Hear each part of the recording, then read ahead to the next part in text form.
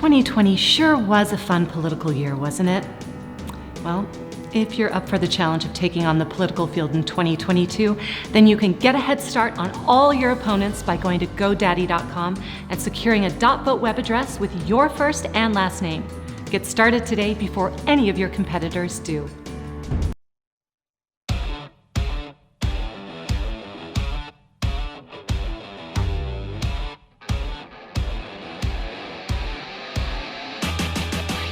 Welcome to another episode of Breaking Battlegrounds with your host, Chuck Warren. I'm Sam Stone. Another fantastic lineup of guests for you today, folks. We're going to start out with someone who, quite frankly, Chuck, has more experience in the field that he was elected to oversee than most people we run into on this or any program.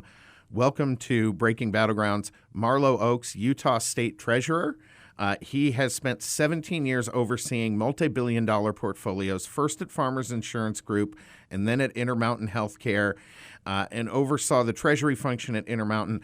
That's the type of experience when you're talking about a state treasurer, Chuck, that you actually need and want in that job, and too few have. Very much so. Yeah, Marlo, that's the one thing we were really impressed about. You actually are experienced for your job, which you don't get, we usually talk about in this MAGA culture, and Sam and I are both conservative, but look, I was a barber, and I'm a treasurer now, and with you, you've actually done this. Yes, that's right, and that's I think has been really important for me in understanding a lot of the things that are happening nationally, not just with the government, but with in the private sector with things like ESG that we'll talk about a little bit. Yeah, today. So let's talk first about the debt ceiling. So Reuters came out about an hour ago and said the White House and the House are nearing an agreement on the debt ceiling increase. Which is amazing about this is if Biden had talked to him 2 months ago, it's probably been done in April. What does it mean? Help our audience understand in layman terms. What does it mean if the federal government defaults on this? What does it mean for a state? What does it mean for the taxpayers? Well, a default would be disastrous because there's so much money that investors own of Treasury bonds, and so a default just makes the cost of borrowing money go up. The United States has long been viewed as the best credit in the world, but will never default. If that were to change, then our ability to borrow at the lowest rates would disappear, and so we'll be paying more for borrowing money in the capital markets. That's the most impactful. Just as a comparison, for instance, if how much does the U.S. pay when we're borrowing money versus, let's say, a country like Spain, which has had a number of upheavals, or Greece, or another country that has in the past defaulted on their debt? Yeah, that's a good question. It does depend, but you're going to pay maybe anywhere from 50 to 100 basis points, so 0.5% to 1% would be my guess. Don't quote me on that because it's going to change a lot. Well, I mean, you probably have an easy way to say this. Utah has the highest credit rating, correct? I mean, there's no one close, right? You're the highest, okay. So what is the lowest state, and what does that difference mean between when they go out and get bonds? Yeah, so we're basically like when interest rates were low, I think we borrowed money at around 1.3% versus Illinois that went out at around the same time and had to borrow at 5%. Oh, my gosh. That's a huge amount when you're talking financing for public projects and infrastructure. I mean, it's not. Yeah, they're financed over a long time, right? That's not a 1 or 2 year loan you're talking about. Right.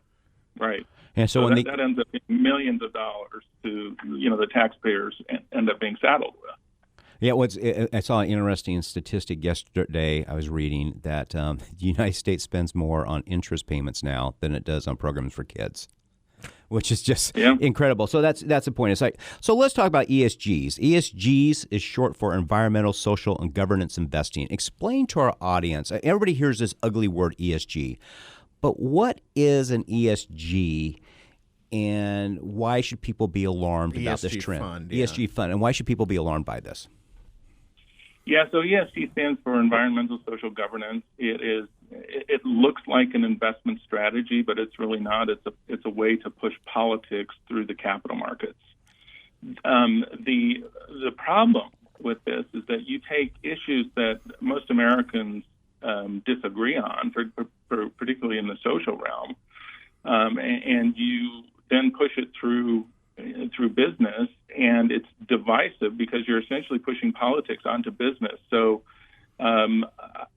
people don't want businesses politicized. They want to be able to go to work and do their job and not worry about the politics of their, the place that they work. And now people are becoming concerned about their ability to say anything in the workplace for fear that they might lose their job. And then it just kind of ripples out from there. I received a text from a person that knows me who he is a CEO of a tech company, a small startup tech company, and the venture capital firm that had invested in his company sent him a 74 questionnaire, 74 questions on ESG or related to ESG. And this is the part that really struck me. He said he had to answer if the board makeup, if they had 60% or more of their board that were trans, LGBTQ plus, or women. And then he had to answer the same thing for the engineers, their computer engineers. And he had to answer if we had policies in place to terminate engineers and hire new engineers who were in the protected classes until we had at least 50% of engineers in those classes within 6 months. Oh, my goodness. Oh, my. So what did We're talking about the death of meritocracy and the birth of social chaos. If you think about ESG... that is really totalitarian approach to what you're saying, too. I mean, my goodness. Yeah, and people need to think about, the word woke, it's maybe unclear what it means. It's actually viewing the world through the lens of oppressors and oppressed. So the oppressors are the conservative, white male, Asian, anybody who has a conservative viewpoint. They're by definition oppressors, and the oppressed are people like the trans, the LGBTQ plus, women potentially, and so this is straight out of Mao's Cultural Revolution. We're just doing it along race and ideology. And if you view the world, if you think about it that way, then what you see happening in business and kind of in society makes more sense. We're with Marlo Oaks. He's the Utah State Treasurer, doing a fantastic job. We're talking about ESGs. You probably have all heard the term before. So let me ask you this question. I was reading an article, and Utah had withdrawn, I believe it was $100 million worth of investment from BlackRock. Is that correct? Right. Okay. I think one thing that's not talked about in this process is this is being pushed by companies like BlackRock. What does that mean to the bottom line, for example, to something like BlackRock, when you take out $100 million from their portfolio because they're pushing this ESG? Yeah. So if you think about $100 million, if you have a 1% management fee, which this did not, it was much lower than that, but 1% management fee would be $1 million a year. This would probably be like 20 basis points, so 1/5 of that, so $200,000. But when you aggregate $8 trillion or $9 trillion, that's a lot of money, right? Right. That builds up, and so really the asset management business is an amazing business because you don't need as much human capital to manage massive amounts of money, and so it's very efficient. Do they make more money if the assets which they have under control for you, if it performs well? There's certain benchmarks, or they just get a management fee, period? Yeah, generally it's just a management fee that they make. And I'll tell you the most troubling part isn't the ESG funds. The problem is because BlackRock only has about 4.4% of their funds, at least that was kind of mid-2021, they had about 4.4% of their total assets in ESG or sustainable funds. The problem is that they said if ESG risk and climate risk are investment risks, then we can use all of the assets that we oversee to push this ESG agenda.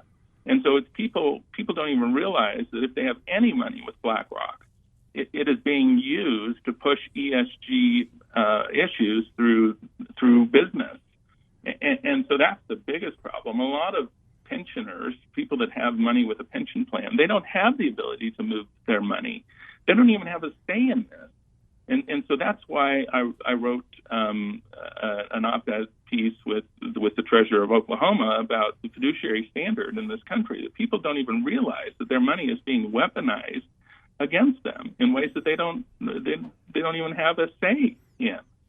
It's remarkable, and no matter what, if the ESG investments are performing less than the others, they still get paid. I mean, they still get paid on the assets. It's like literally, we're going to do social experiments with your money and still get paid. Yeah, I think it's pretty incredible. The lack of performance metrics makes this a lot easier to push. So you made a point that there's documented evidence that ESGs do not have a good return on investment. Can you explain about that a little bit? Well, anytime you are constraining your universe. So, if you're not investing in oil and gas, for example, then you're going to increase volatility in your portfolio, which is essentially risk. You're increasing the risk, or you're reducing returns, or some combination thereof, because you're reducing the opportunity set that you're investing in.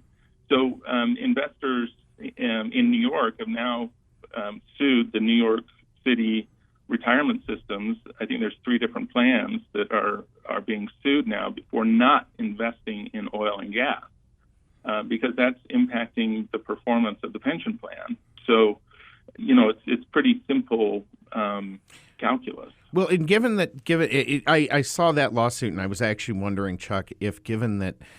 So these pension plans, the recipients get their money no matter what. It's just going to end up coming from the taxpayers. But I believe in that case, every taxpayer in every state has a right to file that kind of suit, and frankly should be doing so. Correct. We're with Marlo Oaks, Utah State Treasurer. So what people don't understand too, because this money seems like it's monopoly money, right?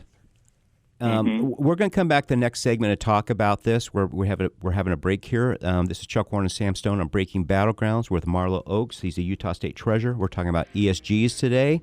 You can find us at breakingbattlegrounds.vote. We'll be right back.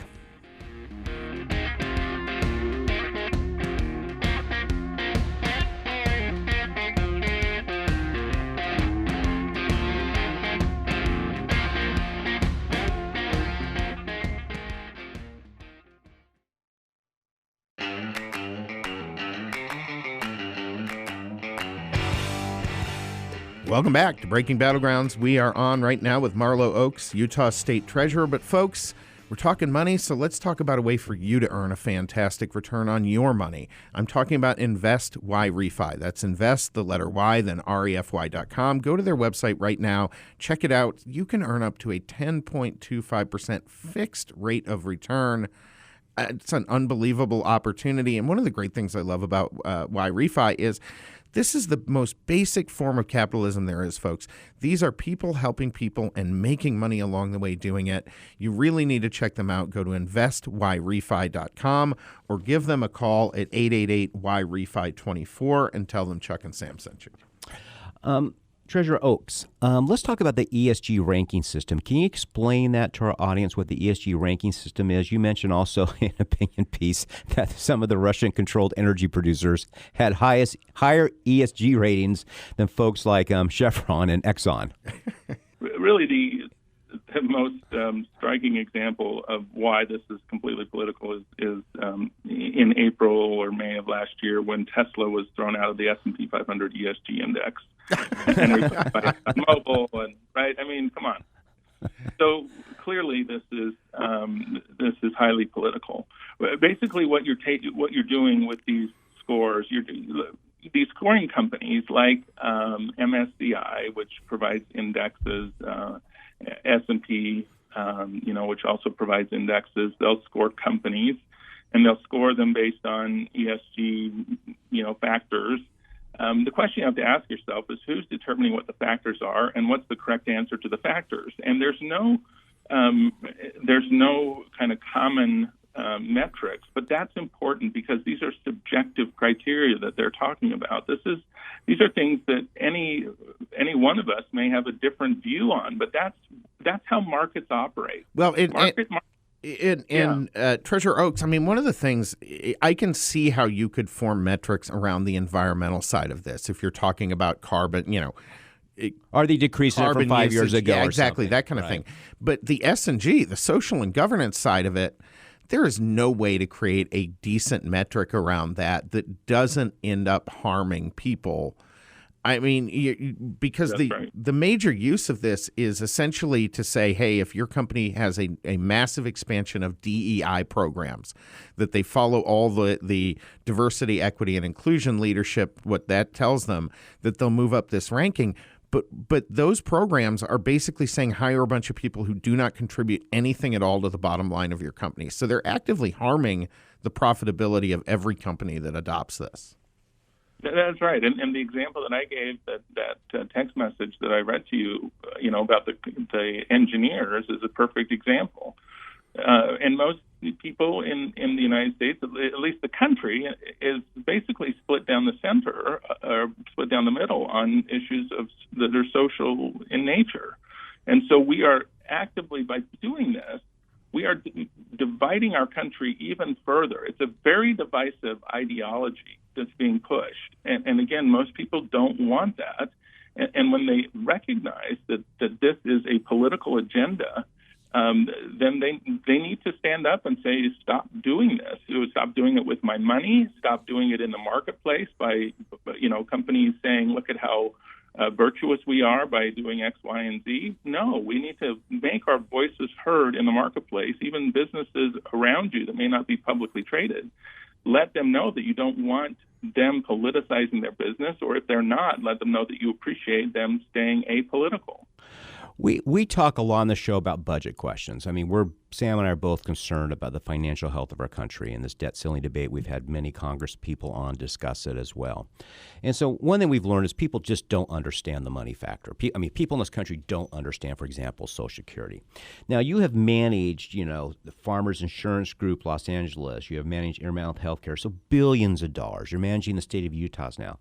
Explain to people what the difference is between having a rate of return on your investments of, say, 2% more on one path versus another. I mean, what does that mean? Because you're paying for retirements, you're paying for pensions. Explain to people why having a good return is so important for their long-term health. Oh, it makes a massive difference. I mean, just 1% per year, compounded over time can be hundreds of thousands of dollars. It's critical, and most people are depending on their retirement, for example, to help them survive when they're not working. I mean, this is really important money, and so just a small difference in return can have a major impact, and that's why the fiduciary standards in this country are so important. It basically requires someone who is overseeing someone else's money, who is acting as an agent for that person. They have to act in the best interest of that individual, and that is defined as pursuing the best financial outcomes for that person. They are not allowed legally to pursue other objectives, and ESG is clearly another objective. And what really is so troubling about ESG is the expropriation of people's money, people that don't even know that their money is being used this way. The example of BlackRock that is defined ESG risk as investment risk, therefore we can push ESG throughout the market. That impacts everybody in the market negatively. What else do you think people should know about ESGs that we've not covered here today? Well, I think people tend to think of ESG as socially responsible investing. Socially responsible investing is the idea that I may have values that I want reflected in my portfolio.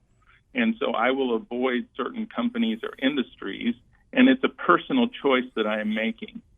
And so it's generally divesting, but importantly, it respects the market. It respects other people in the marketplace to have different views and different values. ESG, it took socially responsible investing and ratcheted it up to accomplish an agenda. Now there is an agenda to be accomplished. And this is being done with money that is not their money. So the investment manager is taking other people's money. They have a fiduciary obligation to those people who they manage money for, and yet they are ignoring that and engaging and changing companies in the marketplace. So, for example, they go in. BlackRock went into ExxonMobil. They engage with companies like this. This is these large investment managers going to the management of a company like ExxonMobil and saying, you need to reduce greenhouse gas emissions, you need to create a plan to be net zero by 2050, and, oh, by the way, you also need to cut oil production by 20%. Well, who does that impact? Right. That impacts everybody in the marketplace. And so this is not socially responsible investing, because this ESG engages with companies to change the companies in a way that impacts everybody in the marketplace, and it impacts the marketplace. So there is a collusion element going on here with these net zero organizations, so net zero insurance, net zero asset managers. Vanguard in December quit the Net Zero Asset Managers Alliance because they saw that there was a liability associated with this related to antitrust. Is it fair to say that at the margins, all these ESG programs are driving up everyday cost of living for especially low-income Americans? Well, look at the gasoline prices. Yes, absolutely. This is distorting the markets. It's creating a massive overhang and threatens to have serious ongoing ramifications for all of us. If you want to undermine society, you go after their energy and you go after agriculture. Exactly right. Thank you so much. Marlo Oaks, Utah State Treasurer. We'd love to have you back on again in the future. Breaking Battlegrounds, back in just a moment.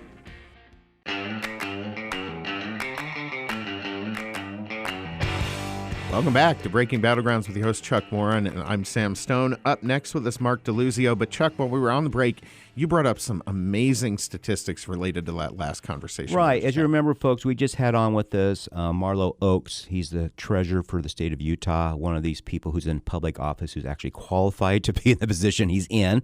And we were talking about ESGs. And, part of ESGs is diversity, right? And so you have all these diversity people and corporations and so forth. And he was talking about, he got this email from a venture capital fund asking, will you have 50% of your people be women, LGBT? I mean, just a whole bunch of quotas. So I was Googling. We wanted to talk about it, ran out of time. But there was a poll that came out on March 16th of this year. Among respondents, 87% of Americans support a merit-based approach compared to 8%. So again, 87% support merit-based, 8% of Americans support a quota system on race and gender. This is for hiring. For hiring. Yeah. 5% are unsure or refuse. I mean, those are the same people who are confused about everything, right?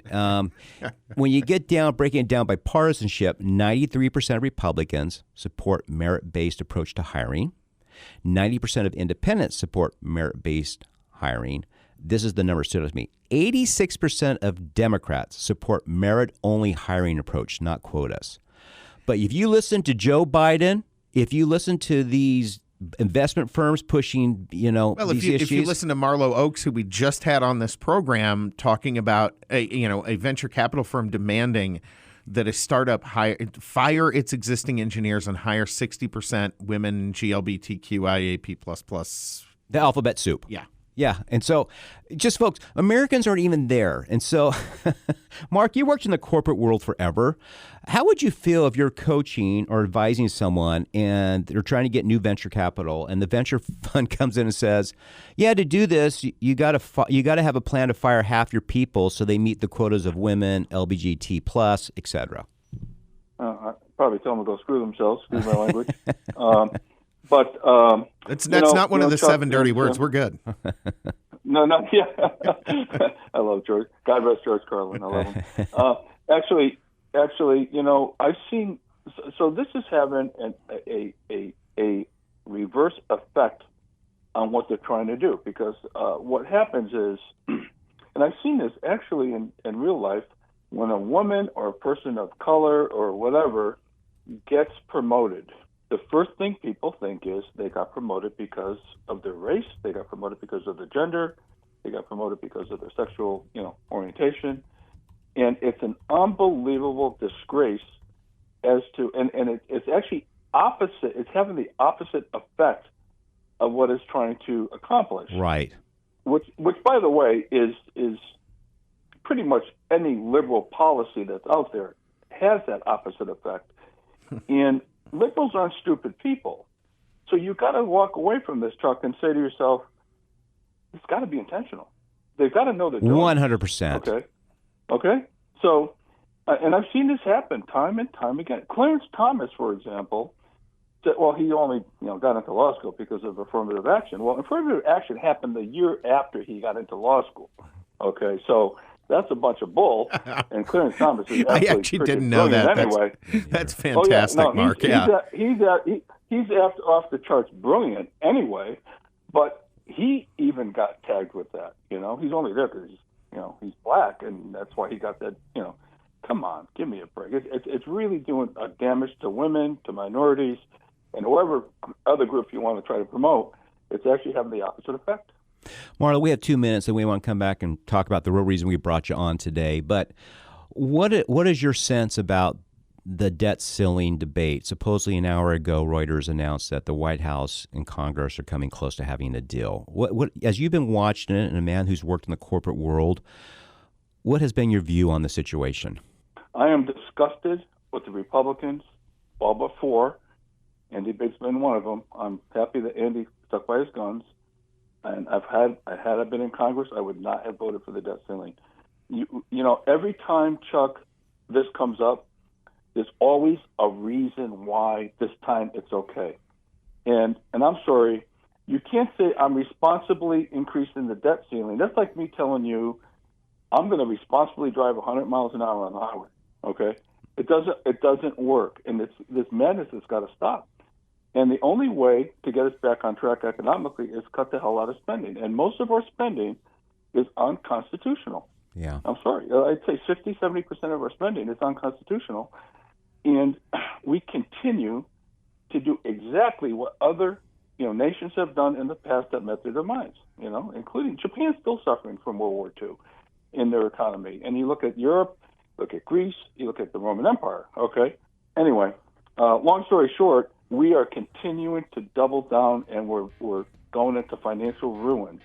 And I am absolutely disappointed with this whole gamesmanship that's going on between McCarthy and Biden.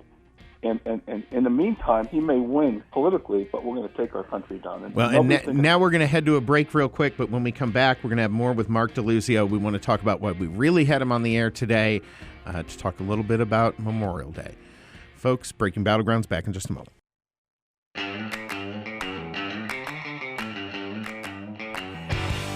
Welcome back to Breaking Battlegrounds with your host, Chuck Warren. I'm Sam Stone. Folks, are you concerned with stock market volatility, especially with Biden in office? You've been hearing us talk for months now about why refi and the opportunity for you to invest and earn up to a 10.25% fixed rate of return on a secure collateralized portfolio.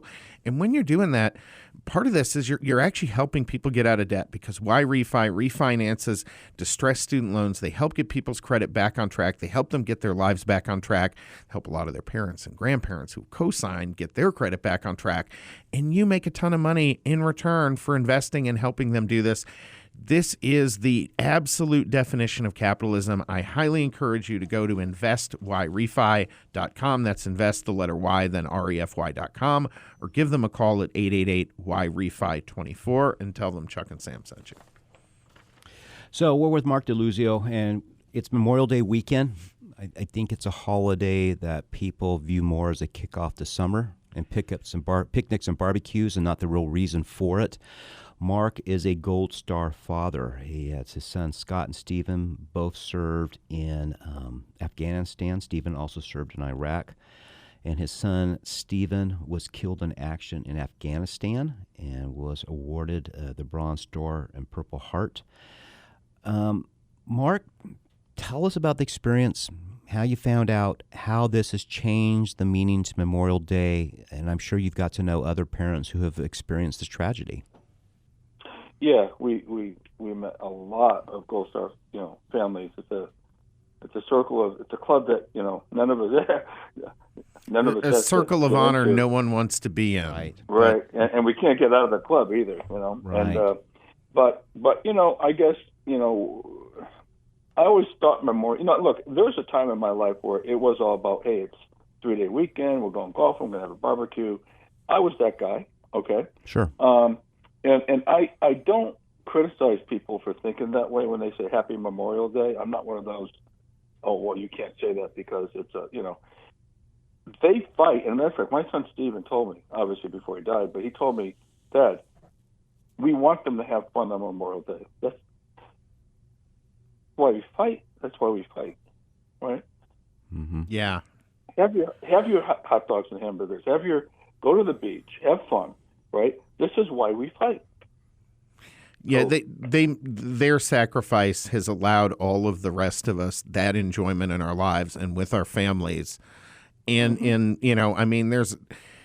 there's something about that sacrifice that frankly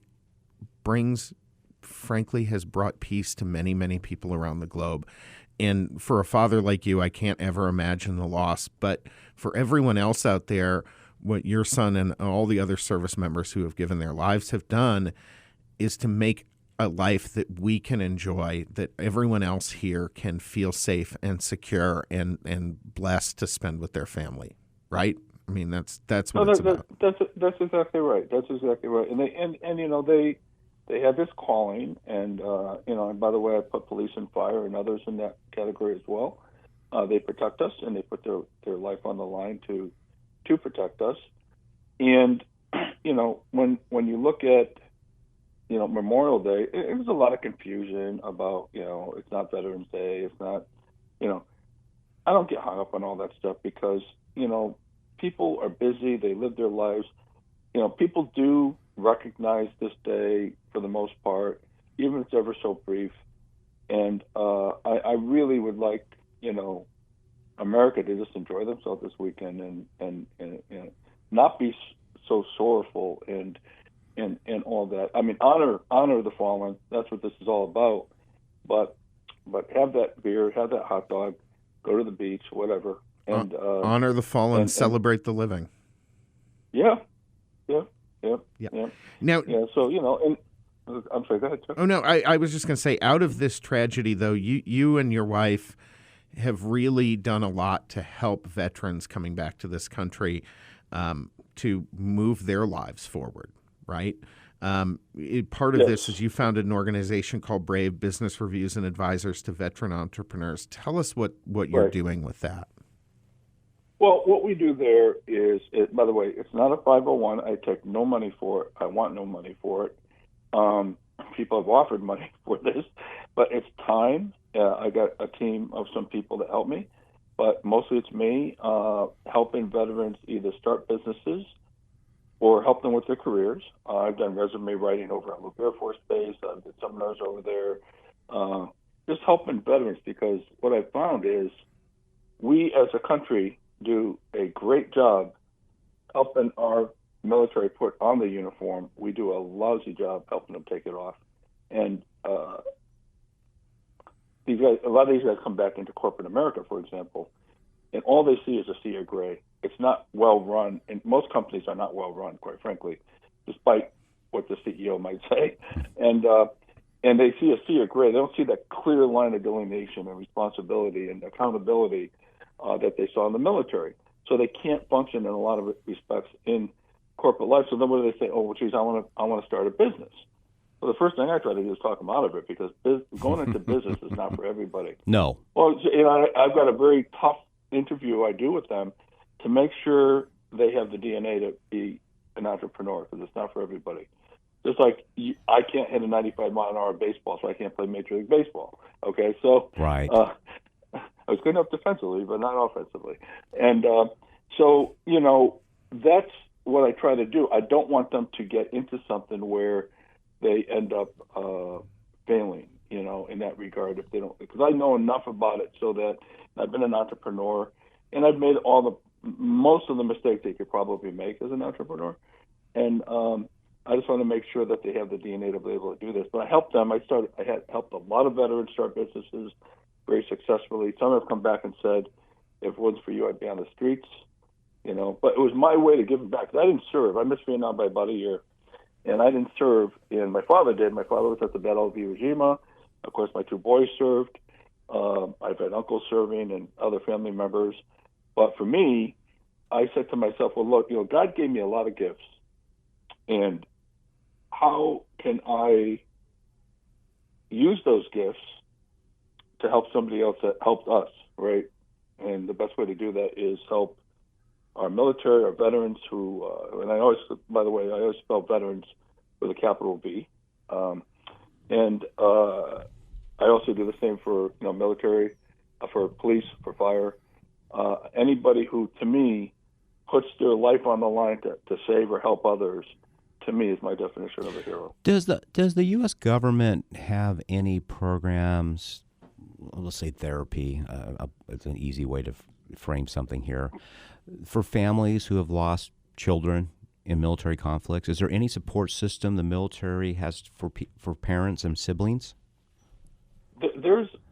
I don't know of any government besides the standard, insurance and stuff like that, but there are separate private organizations, 501(c)s that, for example, will help them with their homes and help their kids with college tuition and things like that. All these are private. It's really funny. Back when I used to live in Connecticut, my wife and I did a Trees of Honor Memorial in Connecticut. It's a beautiful park that we created for the 65 fallen from Iraq and Afghanistan from Connecticut, right? The Middletown, Connecticut, cttreesofhonor.com, I think, or org, whatever. And I got to know Richard Blumenthal, Senator Blumenthal, Da Nang Dick would always show up at our events. And I was always polite to him, and I quite frankly never got into any kind of debates with him, and, we were cordial, and we got to know him a little bit, and he got to know us. Well, Diane, my wife, did a big, was part of the Fisher House, which is a big military organization that helps, have homes next to veteran hospitals so people could stay there for free while their loved ones recuperating. 1,000-person black tie event. It was a big dance contest. And then comes Richard Blumenthal and Chris Murphy, newly minted Senator Chris Murphy. So Blumenthal sees me, and he comes over, and he says, Mark, I'd like to introduce you to Chris Murphy, our new senator. And I think you know about Chris Murphy, right? Mm-hmm. And he's the darling of MSNBC. And Murphy comes over and says, I'm really sorry about your loss with your son, blah, blah, blah, blah, blah. And I looked at him, and I said, Chris, let me tell you something. You're a new senator, right? He goes, yes. I said, you see what's going on here with this event? He goes, yeah. Do you know how many organizations are there like this?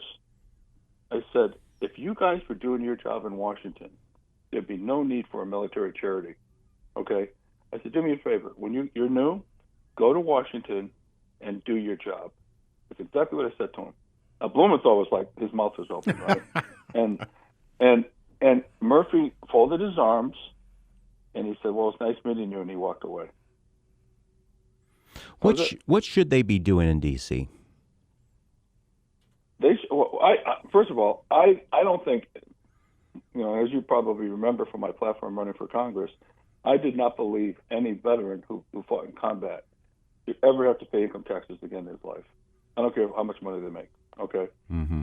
They already paid their debt as far as I'm concerned to our country, right? Right. Secondly, I think we should have absolutely free health care, a card with a veteran's picture on it, tied to a one-time application, and they could walk into any medical facility or doctor anywhere in the country, right? And I don't care where, I don't care how, specialist, it doesn't matter, because their health care, the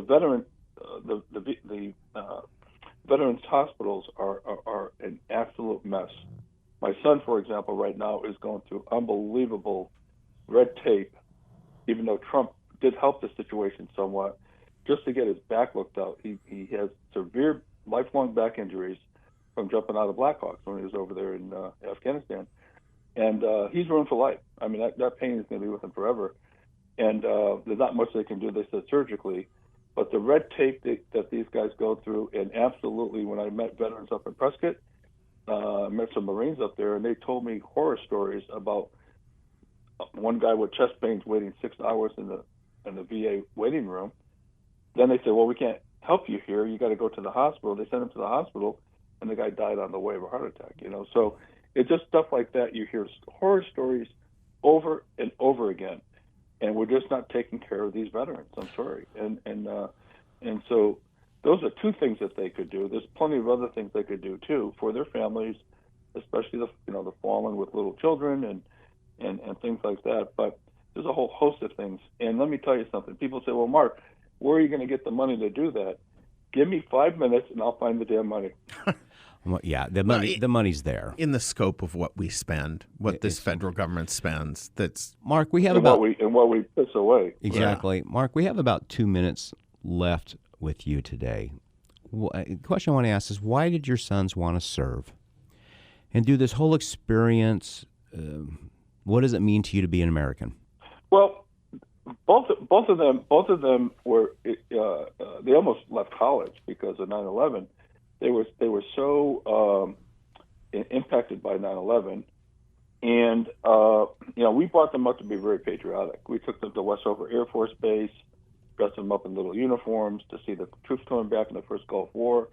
We're always respectful of the police and fire and definitely the military, and so we always brought them up that way. But they got inspired by 9/11, and Scott had a great saying. Somebody said they both left CPA firms, college graduates. They did not want to become commissioned officers. They wanted to fight on the ground with their guys, and they both left CPA firms to go fight. And somebody said, Scott, why would you leave a cushy job in a CPA firm to go fight in combat, especially in the infantry? They both signed up for the infantry. And Scott's answer was, why not me? Yeah. That says a lot about the character of your sons and the family you raised, so, Mark. I mean, Mark, that's a huge sacrifice. With the 30 seconds left here, what is the message you want to leave to our listeners about Memorial Day and about the sacrifice our veterans make? Number one, thank you is not enough. Okay, you could say thank you to a veteran, but it's not enough.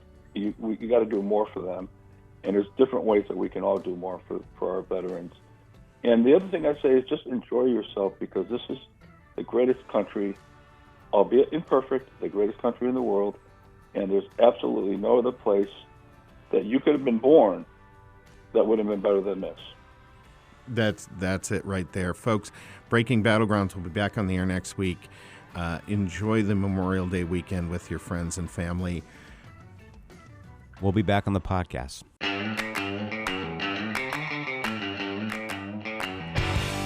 All right, welcome back to Breaking Battlegrounds, Memorial Day special edition here.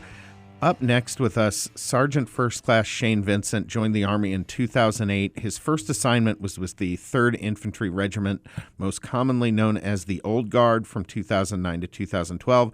He became the first person from Wyoming to earn the Tomb Guard identification badge.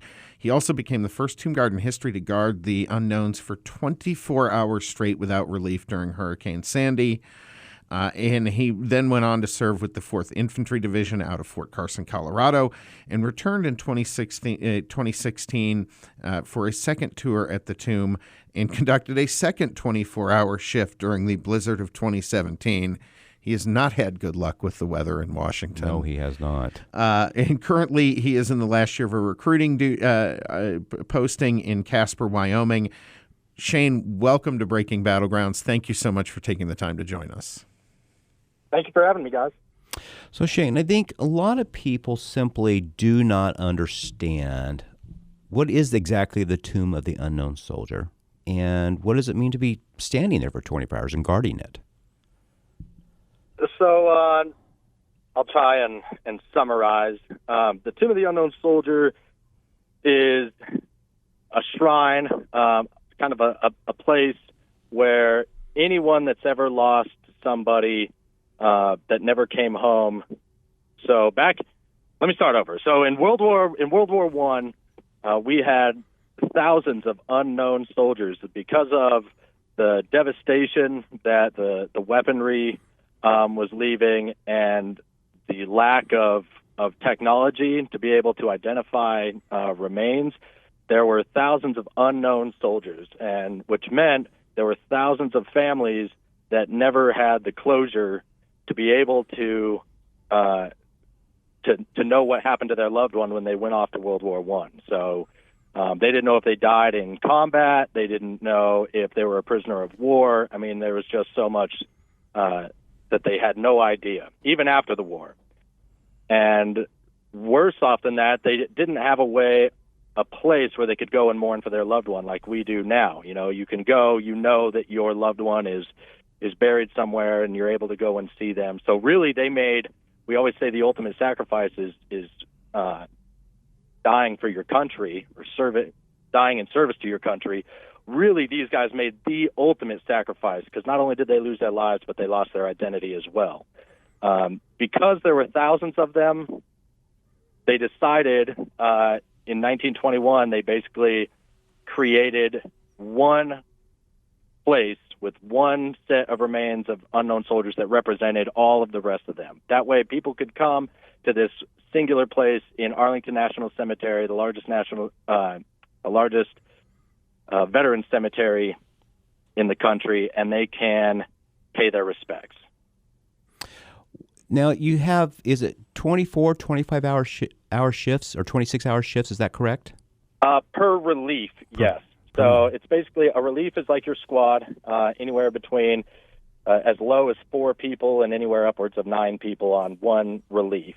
And then how it works is what's called a fireman's schedule. So you work 26 hours on, 22 off, 26 on, 22 off, 26 on, and then you have 4 days off after that to kind of recover, spend time with family, get your uniforms back up to the standard they need to be, and then you get right back into that rotation. How does one get, I mean, it's an honor. How does one get this honor to be one of these guards? Is it something you apply for or something they pick you? How does that work?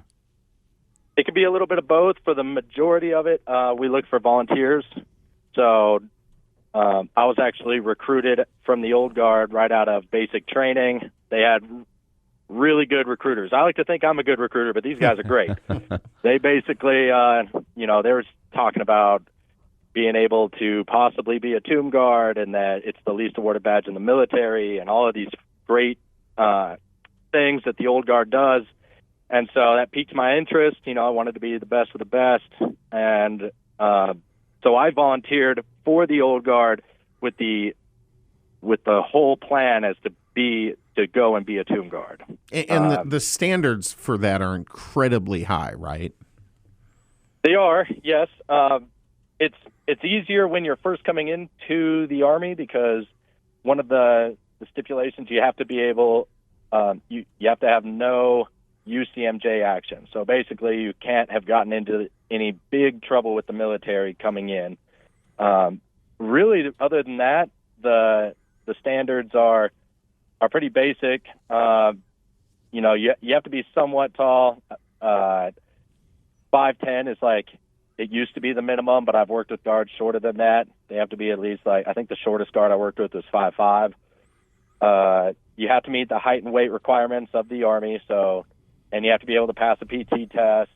Now that's just to be able to even look at going down for your what's called TDY, and that's like a 10-day long crash course on how to be a tomb guard. Now, if we have a bunch of people that volunteer and we do a TDY class of, say, 20 guards, we're only going to pick the top people out of that to go and start their training. So it's kind of like a selection process of picking who we think has potential to be a guard. So how, having this honor, and it is an honor, of being this guard, how has it made you reflect upon Memorial Day and this weekend? Oh, it's completely changed my my outlook as far as Memorial Day. Before, I can't even remember. I've been in for 15 years now, so I can't remember back before I joined. But I know that that honoring service members that have been killed in combat was the last thing on my mind when Memorial Day weekend came along 15 years ago. In fact, probably 10 years ago. Even when I first started out as a private, I looked at Memorial Day as a 4-day weekend, like many other people do. But being in Arlington National Cemetery for a large portion of my career and seeing people buried there, walking through the headstones every single day, the interactions that you have with people that come to the tomb, not just to see the guard, but they really actually do appreciate and understand the meaning behind the unknown soldiers, has completely changed the way that I see Memorial Day.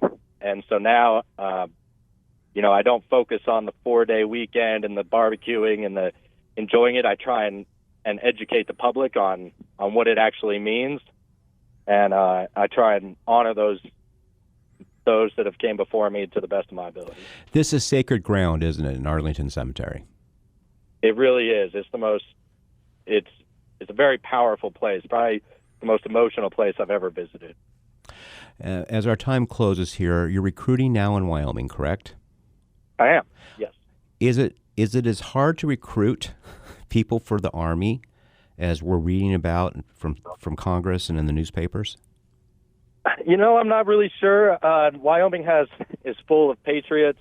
I think the hardest obstacle we've come across in recruiting isn't finding people that want to join. It's finding qualified people that want to join.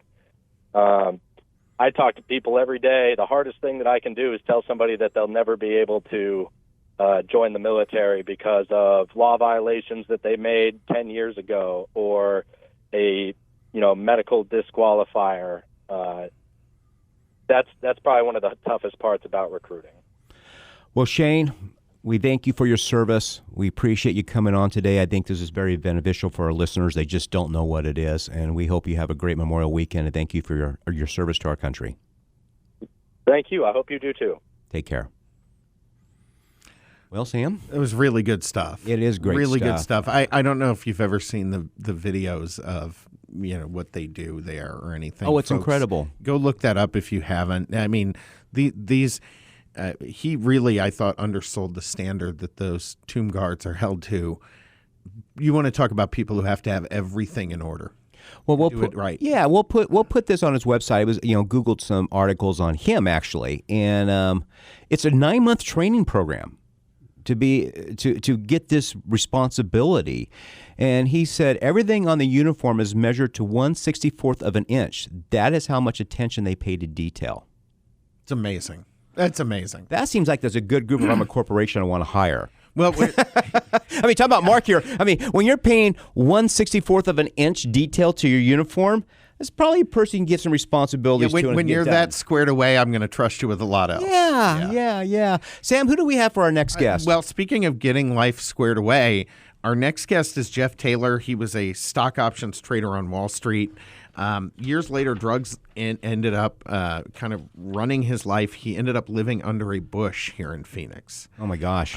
He's battled addictions, been into jail, but he was given a second chance attending the Salvation Army treatment program. He credits it with saving his life. He's been working since really to bring a positive impact to the community in addressing homelessness and the drug abuse crisis that we're facing on the street. And so we are really excited to have him on the program. Obviously, shifting gears a little bit around the Memorial Day stuff.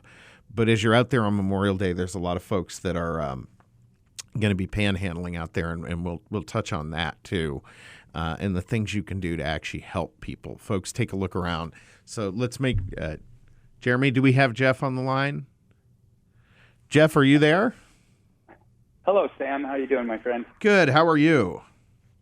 I'm doing well, thank you. And you have to put an S on the end of jail. Okay, so several jails. So jails. Not just one. Yeah. You must really like the food. Is that what this boils down to? The food is fantastic? I was in 4 different county jails, so I was, thinking about writing a like a travel guide of the jails A of Yelp the review. Southwest or Wait, something. I never even thought to ask about this, but did you end up getting some of Sheriff Joe's green bologna sandwich?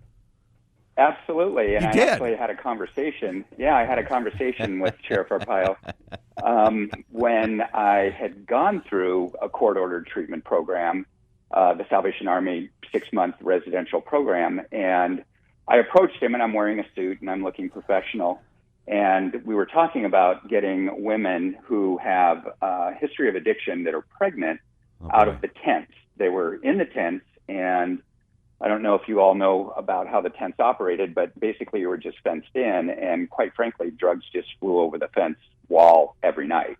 We actually had a client that said, I love the tents. He was walking along at like 9 o'clock at night. I and he wondered. got hit in the head with a. I wondered because honestly, you did hear all the time about how inmates liked those tent city better than the jail. Yeah. Oh, much better. And he got hit in the head with a softball that was hollowed out with a bunch of narcotics inside. And he's like, I love jail. There is a God. I'm just walking along and I get hit in the head with a bundle full of drugs.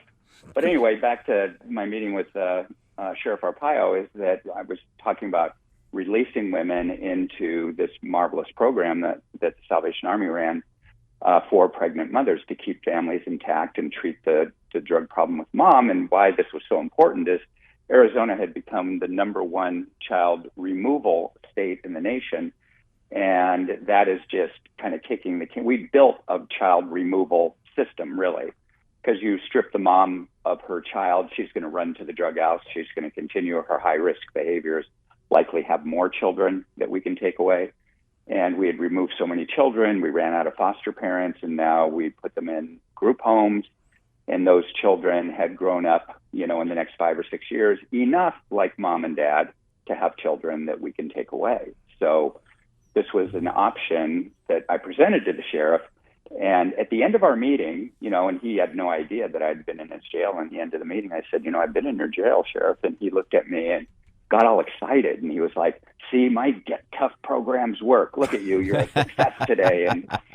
And I said, his whole idea was we're going to treat you so poorly that you're not going to come back and reduce recidivism that way.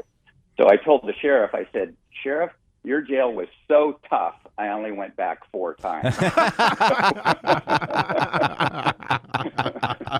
What did he say? And he invited me to speak at his annual banquet. I mean, he loved it. And so I was his keynote speaker at his annual banquet, which I really enjoyed. My gosh.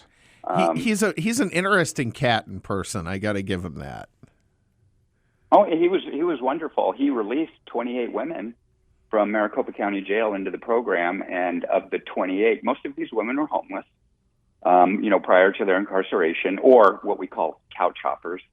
The federal guideline is that your name isn't on a lease or it's not on a deed, and then therefore, you're designated homeless, and there's some other qualifications there. But anyway, of the 28 women, 27 delivered a drug-free baby that were pregnant. Oh, that's came into fantastic. The program. So it was a marvelous, successful program, and really partnership with the sheriff. Well, in talking about that program, one of the real reasons we wanted to have you on is we've recently gotten this year's point-in-time count shows another big increase in homelessness here in Arizona.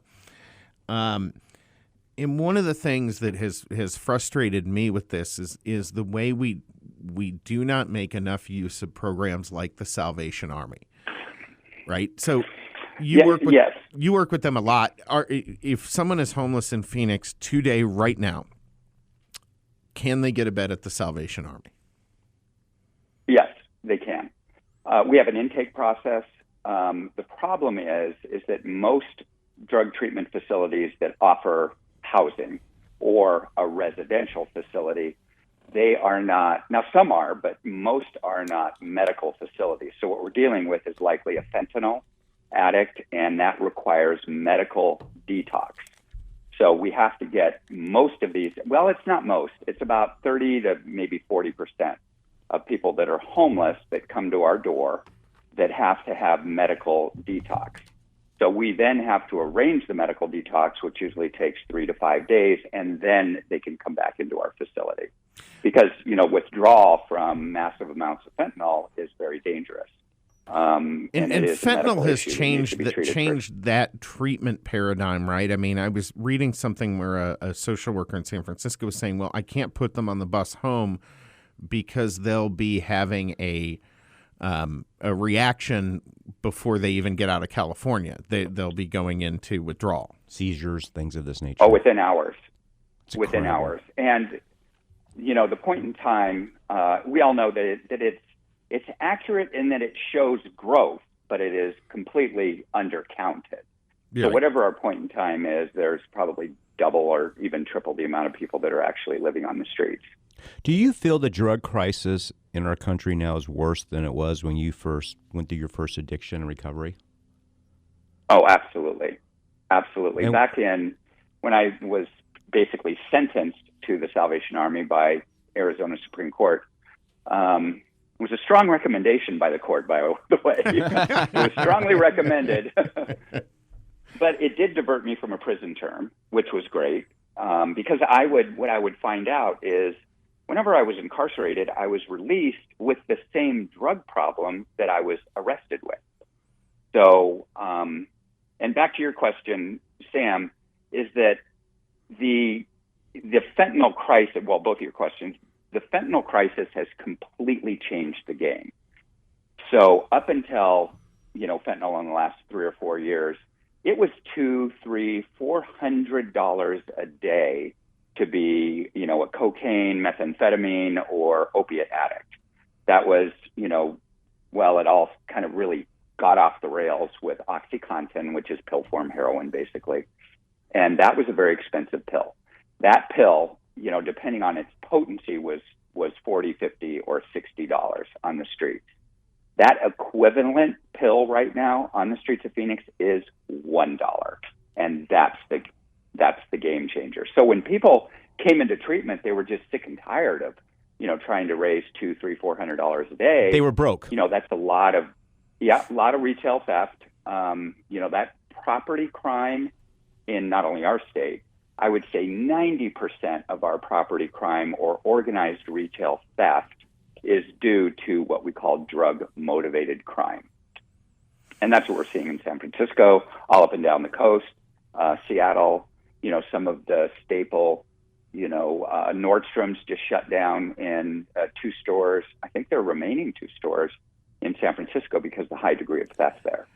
It's all organized retail theft. It's unbelievable, Jeff. 2 points. We have a few minutes left here, but 2 points I specifically wanted to get to because you can talk about this better than frankly almost anyone I know around here. One of the reasons that you have a bed at the Salvation Army is that you put some basic requirements on it that you asking people to be active participants in getting their lives back on track.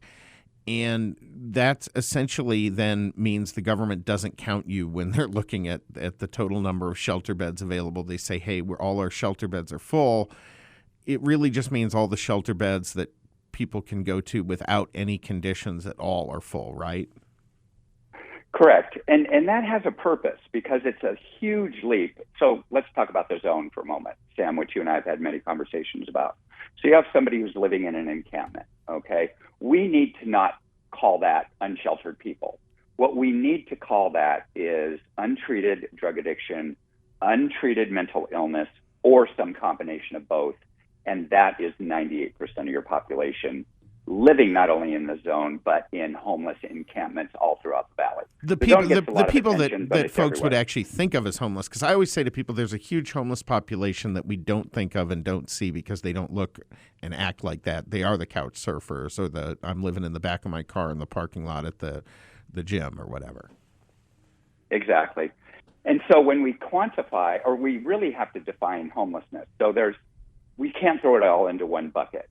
So, for example, you have the family that's being hit by high inflation. When we look at the family that is living on the edge, what we call the one paycheck away people, look what has happened to their spendable income. Grocery prices here in Arizona, I'm certain, are up around 12 to 15%.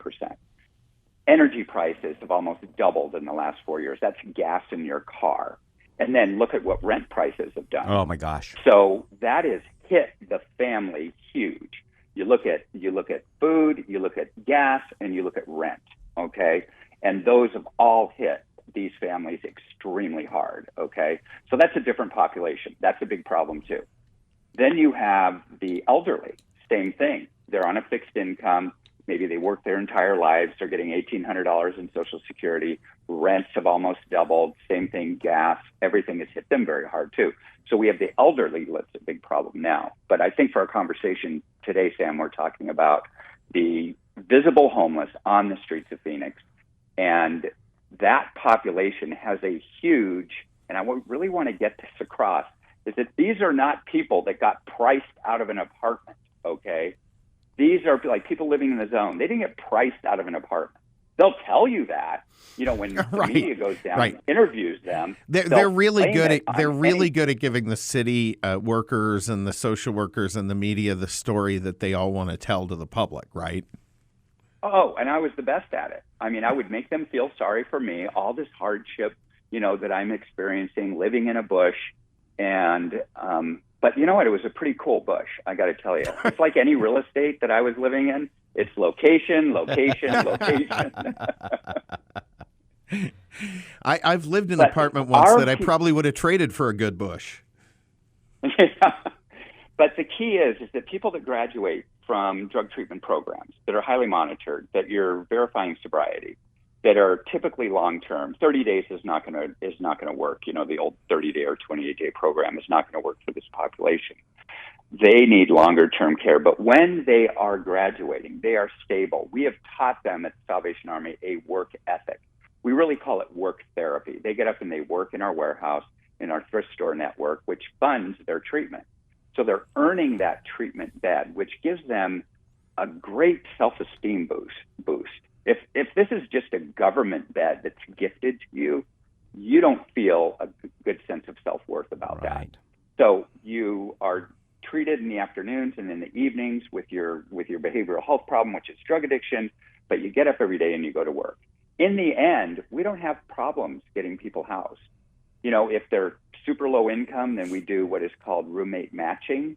So they've lived together for, 4, 5, 6 months. They know who gets along with who, and we can get them into an apartment, 2-bedroom apartment, and they share the utilities and the rent.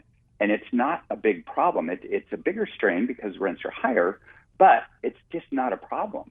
We're getting people housed. We're treating their drug problem first. How often, if you get someone who's either they get clean or they never get into the drugs, and they do not need mental health treatment, at least significant mental health treatment, right? Lots of people have traumas and things they need to address. But how often, when you get someone to that point, are you able to get their life turned around? It's a pretty effective thing at that point, right? Yes. The drug problem has to be taken care of first. And right now, because of fentanyl, you have to look at what fentanyl does to the brain. It robs people of their ability to care.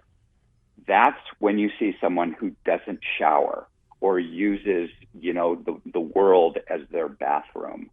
And they just have been robbed of their ability. It just numbs that part of your brain that you care, that you even care about yourself. That's what this drug is doing to people. It is robbing them of their soul.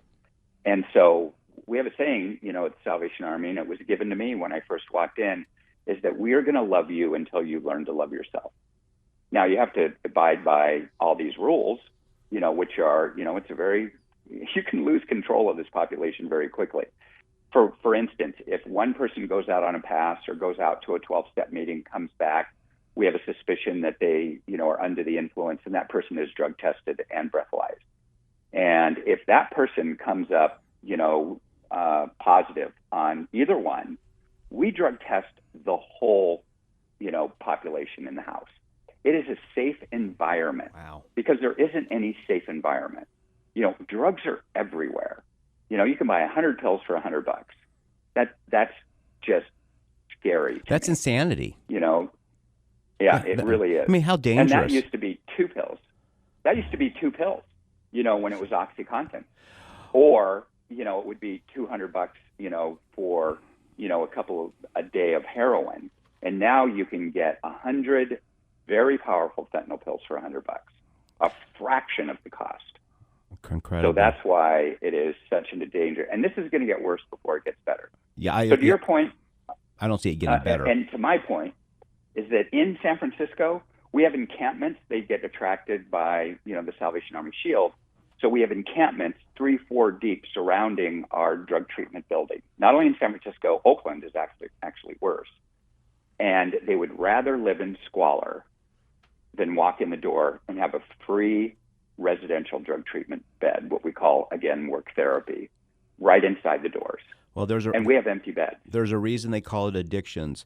We're with Jeff Taylor, Salvation Army. Jeff, we need to get you in the studio and have a longer conversation one day. We're out of time here, but this has been fantastic, and we appreciate you coming on. Is there a number or an address people should go to if they want to come to the Salvation Army and seek help? Oh, we lost him. We lost Jeff. Yep. All right. Well, Sam, fantastic show today. Yeah, really, really good show. And we appreciate it, folks. Please feel free to download this, rate our podcast, share our podcast, and visit us at breakingbattlegrounds.vote, and we'll be back with you next week, hopefully with the debt ceiling negotiations finished. Yes. And folks, we will put on our social media, we will put on our social media ways to donate to the Salvation Army and other ways that you can contribute. It's really important. Do not give to the panhandlers. I know that it's hard sometimes to turn them down, but you are just feeding those addictions. Really important to go give your money through a valid source. And before we go, Chuck, you had a clip we're going to lead out with here. Basement's Memorial Day weekend. We have a clip, Ronald Reagan. Feel free to listen to it, folks. We think you really enjoy it. Have a fantastic weekend. Some time back, I received in the name of our country the bodies of 4 Marines who had died while on active duty. I said then that there is a special sadness that accompanies the death of a serviceman, for we're never quite good enough to them. Not really, we can't be, because what they gave us is beyond our powers to repay. And so when a serviceman dies, it's a tear in the fabric, a break in the whole, and all we can do is remember. It is, in a way, an odd thing to honor those who died in defense of our country, in defense of us, in wars far away. The imagination plays a trick. We see these soldiers in our mind as old and wise. We see them as something like the founding fathers, grave and gray-haired. But most of them were boys when they died, and they gave up 2 lives, the one they were living and the one they would have lived. When they died, they gave up their chance to be husbands and fathers and grandfathers. They gave up their chance to be revered old men. They gave up everything for our country, for us. We owe them a debt we can never repay. All we can do is remember them and what they did and why they had to be brave for us.